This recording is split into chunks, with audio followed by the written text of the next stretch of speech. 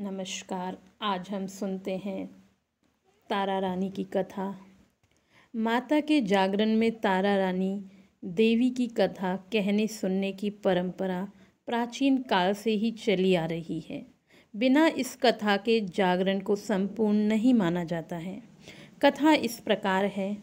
महाराजा दक्ष की दो पुत्रियां तारा देवी और रुक्मणी भगवती दुर्गा देवी की भक्ति में अटूट विश्वास रखती थीं। दोनों बहनें नियम पूर्वक एकादशी का व्रत किया करती थीं और माता के जागरण में एक साथ दोनों भजन और कीर्तन सुना करती थीं। एकादशी के दिन एक बार भूल से छोटी बहन रुक्मण ने मांस खा लिया। जब तारा देवी को पता लगा तो उन्हें रुक्मण पर बड़ा क्रोध आया और वह बोली कि तू है तो मेरी छोटी बहन, परंतु मनुष्य देह पाकर भी तूने नीच योनि के प्राणी जैसा कर्म किया है। तू तो छिपकली बनने योग्य है। बड़ी बहन के मुख से ऐसे निकले शब्द को रुक्मण ने स्वीकार कर लिया और साथ ही प्रायश्चित का उपाय भी पूछा। तारा ने कहा, त्याग और परोपकार से सब पाप छूट जाते हैं। दूसरे जन्म में तारा देवी इंद्रलोक की अप्सरा बनी और छोटी बहन रुक्मण छपकली की योनि में प्रायश्चित का अवसर ढूंढने लगी। द्वापर युग में जब पांचों पांडवों ने अश्वमेघ यज्ञ किया तब उन्होंने दूत भेजकर दुर्वासा ऋषि सहित 33 करोड़ देवी देवताओं को निमंत्रण दिया था। जब दूत दुर्वासा ऋषि के आंगन में निमंत्रण लेकर गया तो दुर्वासा ऋषि बोले, यदि 33 करोड़ देवी देवता उस यज्ञ में भाग लेंगे तो मैं उस यज्ञ में सम्मिलित नहीं हो सकता। दूत 33 करोड़ देवी देवताओं को निमंत्रण देकर वापस पहुंचा और दुर्वासा ऋषि का सारा वृतांत पांडवों को सुनाया कि वह सभी देवताओं को यज्ञ में बुलाने पर हमारे यज्ञ में नहीं आएंगे। जब यज्ञ शुरू हुआ तो 33 करोड़ देवी देवता यज्ञ में भाग लेने के लिए दुर्वासा ऋषि को यज्ञ में ना देखकर पांडवों से पूछा कि ऋषिवर को क्यों नहीं बुलाया। इस पर पांडवों ने नम्रतापूर्वक उत्तर दिया कि उन्हें निमंत्रण भेजा था पर वह अहंकार के कारण नहीं आए। यज्ञ में पूजा हवन आदि समाप्त हुए। तत्पश्चात भोजन के भंडारे की तैयारियां होने लगीं। दुर्वासा ऋषि ने जब देखा कि पांडवों ने उनकी उपेक्षा कर दी है तो उन्होंने अत्यंत क्रोध में आकर पंछी का रूप धारण करके अपनी चोंच में एक मरा हुआ सर्प लेकर भंडारे में फेंक दिया, जिसका किसी को पता ही ना चला। वह सिर्फ खीर की कढ़ाई में गिरकर छुपकर बैठ गया।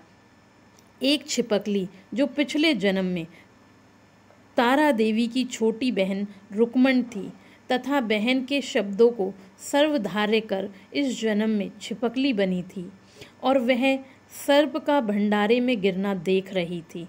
उसे त्याग और परोपकार की शिक्षा अभी तक याद थी। वह भंडार घर के दीवार पर चिपकी और समय की प्रतीक्षा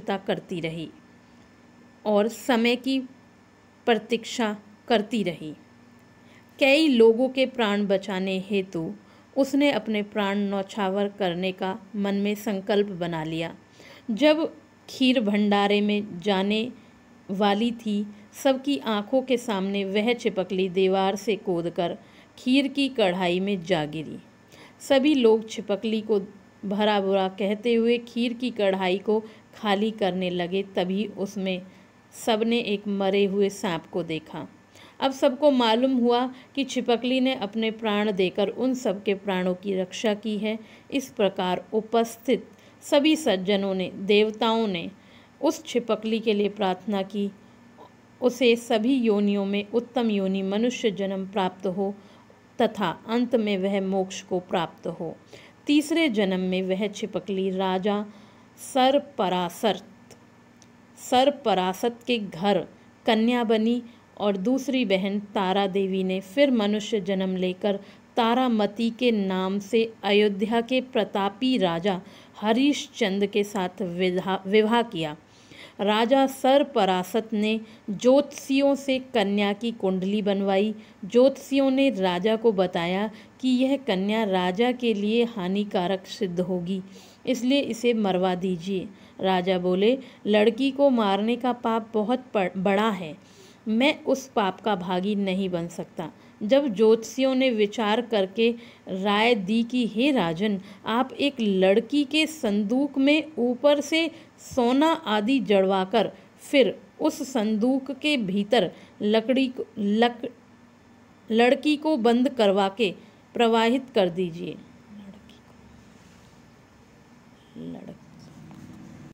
मैं उस पाप का भागी नहीं बन सकता।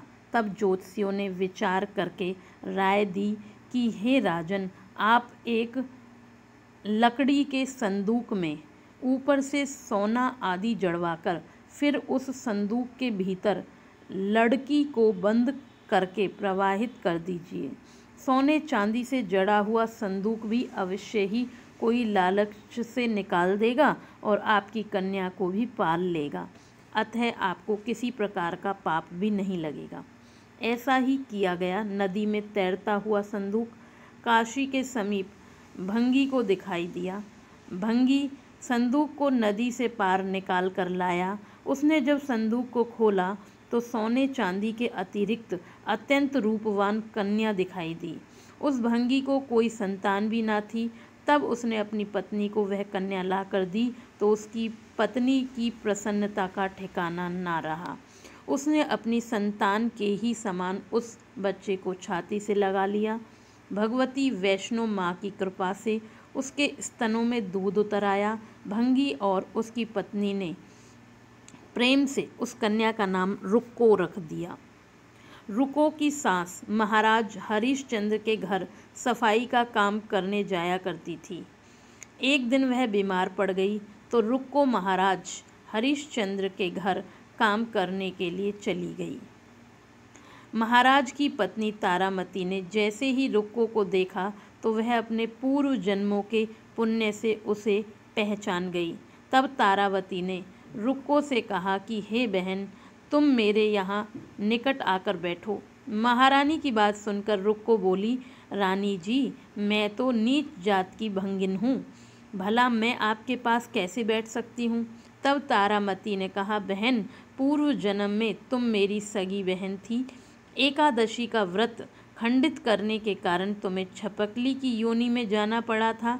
जो होना था वह हो चुका। अब तुम इस जन्म को सुधारने का उपाय करो तथा भगवती माता वैष्णो देवी की सेवा करके अपने इस जन्म को सफल बनाओ। यह सुनकर रुक्को बड़ी प्रसन्न हुई और उसने उपाय पूछा। रानी ने बताया कि वैष्णो माता सभी मनोरथ को पूरे करने वाली है। जो लोग श्रद्धापूर्वक माता का जागरण और पूजन करवाते हैं, उनकी सभी मनोकामनाएं पूरी हो जाती हैं। रुक्को ने प्रसन्न होकर माता की मनौती मांगते हुए कहा कि हे माता, यदि आपकी कृपा से मुझे एक पुत्र प्राप्त हो जाए तो मैं भी आपकी पूजा व जागरण विधि विधान से करवाऊंगी। माता ने मन ही मन रुक्को की प्रार्थना को स्वीकार कर लिया। फलस्वरूप 10वें महीने में उसके गर्भ से एक अत्यंत सुंदर बालक ने जन्म लिया। परंतु दुर्भाग्यवश रुक्को को माता का जागरण कराने का ध्यान नहीं रहा। परिणाम यह हुआ, जब वह बालक 5 वर्ष का हुआ तो उसे एक दिन माता चेचक निकल आई। रुक्को दुखी होकर अपने पूर्व जन्म की बहन तारामती के पास आई और अपने बच्चे की बीमारी का सब वेदांत सुनाया। तब तारामती ने कहा कि तू जरा ध्यान करके देख, माता के पूजन तथा जागरण में कोई भूल तो नहीं हुई। तब रुक्को को 6 वर्ष पुरानी बात याद आई। मैंने जागरण और पूजन करवाया ही नहीं, और उसके मन में ही अपने अपराध स्वीकार कर लिए और फिर से मन में निश्चय किया कि हे माँ, बच्चे को आराम होने पर इस बार अवश्य ही आपका जागरण व पूजन करवाऊंगी। भगवती वैष्णो की कृपा से बच्चा दूसरे दिन स्वस्थ हो गया और बिल्कुल ठीक हो गया। तब रुक्को ने देवी जी के मंदिर में जाकर पंडित जी से कहा कि मुझे अपने घर माता का जागरण करवाना है, अतः आप मंगलवार को मेरे घर पधार कर मुझे कृतार्थ करें। पंडित जी बोले, अरे रुक्को, तो यहीं 5 रुपये दे जा, हम तेरे नाम का यही जागरण करवा देंगे। तू तो नीच जात की स्त्री है, इसलिए हम तेरे घर में जाकर देवी का जागरण नहीं कर सकते। रुक्को ने कहा, पंडित जी, माता के दरबार में तो कोई ऊंच नीच का भेदभाव नहीं होता। वह तो सब भक्तों पर समान रूप से कृपा करती है, अतः आपको कोई ऐतराज नहीं होना चाहिए। इस पर पंडितों ने आपस में विचार कर कहा कि यदि महारानी तारामती तुम्हारे घर जागरण में पधारे तो हम भी आना स्वीकार करेंगे। यह सुनकर जब रुक्को महारानी के पास गई और सारा वृत्तांत कह सुनाया, तब तारामती ने जागरण में शामिल होने का आमंत्रण स्वीकार किया। जिस समय रुक्को पंडितों से यह बात कहने गई कि तारामती जागरण में आएगी, उस समय श्यान नाई ने यह बात को सुन लिया था और उसने महाराजा हरिश्चंद्र को जाकर सूचना दी कि राजा ने श्यान नाई की बात को सुनकर कहा कि तेरी बात तो झूठी है। महारानी भंगियों के घर जाकर जागरण में कभी नहीं जा सकती। फिर भी परीक्षा लेने के लिए राजा ने उस रात अपनी उंगलियों में थोड़ा सा चीरे का निशान लगा लिया, जिससे राजा को नींद न आवे। रानी तारामती को देख अब जागरण का समय हो रहा है, परंतु महाराज को नींद नहीं आ रही है, तो उसने माता वैष्णो देवी से मनी मन प्रार्थना की, हे माता, आप किसी उपाय से मेरे महाराज को सुला दें ताकि मैं आपके जागरण में सम्मिलित हो सकूं। तब राजा को नींद आ गई और तारामती ने रोशनदान से रस्सा बांधकर महल से उतरकर रुक्को के घर जागरण में जा पहुंची। उस समय जल्दी के कारण रानी के हाथ से रेशमी रुमाल तथा पाँव का एक कंगन रास्ते में गिर पड़ा। उधर थोड़ी ही देर बाद राजा हरिश्चंद्र की नींद खुल गई। तब वह भी रानी का पता लगाने के लिए निकल पड़े। मार्ग में कंगन और रुमाल उन्होंने देखा और राजा ने दोनों चीज़ें रास्ते से उठाकर अपने पास रख ली और जागरण वाले स्थान पर जा पहुँचे जहाँ जागरण हो रहा था। वहाँ एक कोने में चुपचाप बैठकर सब दृश्य देखने लगे। जब जागरण समाप्त हुआ तो सबने माता की आरती व अरदास की। उसके बाद प्रसाद बांटा गया। रानी तारामती को जब प्रसाद मिला तो उसने झोली में रख लिया। यह देखकर लोगों ने पूछा कि आपने प्रसाद क्यों नहीं खाया? यदि आप प्रसाद नहीं खाएंगे तो कोई भी प्रसाद नहीं खाएगा। रानी मुस्कुराते हुए बोली कि तुमने जो प्रसाद दिया वह मैंने अपने महाराज के लिए रख लिया है, अब मुझे मेरा प्रसाद दो। अब की बार प्रसाद लेकर तारा रानी ने खा लिया। इसके बाद सब भक्तों ने माता का प्रसाद खाया। इस प्रकार जागरण समाप्त करके प्रसाद खाने की तत्पश्चात रानी तारामती महल की ओर चल पड़ी। तब राजा ने आगे बढ़कर कहा कि तुमने नीच के घर का खाना खाकर अपना धर्म भ्रष्ट किया है। अब तुझे मैं इस घर में कैसे रखूं? तूने तो कुल की मर्यादा वह मेरी प्रतिष्ठता का कोई भी ध्यान नहीं रखा। जो प्रसाद तू अपनी झोली में रखकर मेरे लिए लाई है, उसे खिलाकर मुझे भी अपवित्र करना चाहती है क्या? ऐसा कहते हुए जब राजा ने झोली की ओर देखा तब भगवती वैष्णो देवी की कृपा से प्रसाद के स्थान पर उसमें चंपा, गुलाब, गेंदा के फूल और कच्चे चावल, सुपारियां दिखाई दी। यह चमत्कार देखकर राजा आश्चर्यचकित रह गया। राजा हरिश्चंद्र तारा को महल में साथ लेकर लौट आए। रानी ने ज्वालामाई की शक्ति से बिना किसी माचिस या चमक पत्थर की सहायता से राजा को अग्नि प्रज्वलित करके दिखाई, जिसे देखकर राजा का आश्चर्य और बढ़ गया। राजा के मन में भी देवी के प्रति विश्वास और श्रद्धा जाग गई। राजा ने रानी से कहा, मैं माता के प्रत्यक्ष दर्शन करना चाहता हूँ।